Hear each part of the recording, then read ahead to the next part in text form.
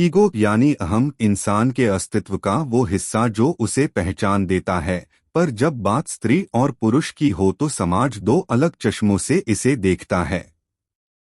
पुरुष का ईगो ताकत और नेतृत्व का प्रतीक माना जाता है, जबकि स्त्री का ईगो ज्यादातर जिद, घमंड या अतिस्वतंत्रता कहलाता है। पुरुष को बचपन से सिखाया जाता है, कमजोर मत बनो। उसका ईगो जुड़ जाता है सम्मान, काबिलियत और सफलता से। जब वह हारता है या उपेक्षित होता है तो उसका ईगो आहत होता है। ये उसे लड़ने की शक्ति भी देता है, पर कई बार भावनाओं को व्यक्त करने से रोकता भी है। स्त्री का ईगो चिल्लाता नहीं, वो अक्सर चुप रहकर भी बहुत कुछ कह देता है। जब उसे अनसुना किया जाता है या उसकी भावनाओं को नजरअंदाज किया जाता है, तो वही स्त्री जो झुकती रही एक दिन खुद के लिए खड़ी हो जाती है।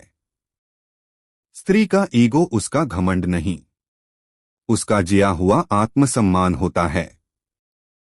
जब पुरुष चाहता है कि उसका कहा अंतिम हो और स्त्री बराबरी चाहती है, वहीं टकराव शुरू होता है। दोनों जब सुनने के बजाय साबित करने में लगते हैं तो रिश्ता दरकने लगता है।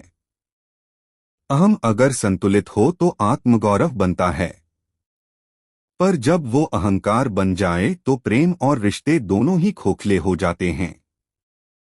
रिश्तों में जीतने से ज्यादा जरूरी है एक दूसरे को समझना और सम्मान देना। पुरुष का ईगो उसे आगे बढ़ाता है, स्त्री का ईगो उसे थामे रखता है। रिश्तों की सुंदरता तब है जब मैं के बजाय हम सोचा जाए। अहम हो पर इतना नहीं कि प्यार दब जाए। स्वाभिमान हो पर इतना नहीं कि साथ छूट जाए। तुम एक बेहद निपुण हत्यारे हो।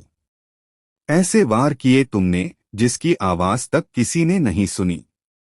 ऐसे बेरहमी से मारा जिसे किसी ने देखा भी नहीं। अंदर ही अंदर मैं टुकड़ों टुकड़ों में सड़ती जा रही हूं और किसी को इसका एहसास तक नहीं। देखेगा भी कैसे कोई? दुनिया के लोग तो सिर्फ बाहर के स्खम देखते हैं और उसी से तय करते हैं कि कितनी चोट लगी, कितना दर्द हुआ। भीतर की हालत कितने लोग समझते हैं?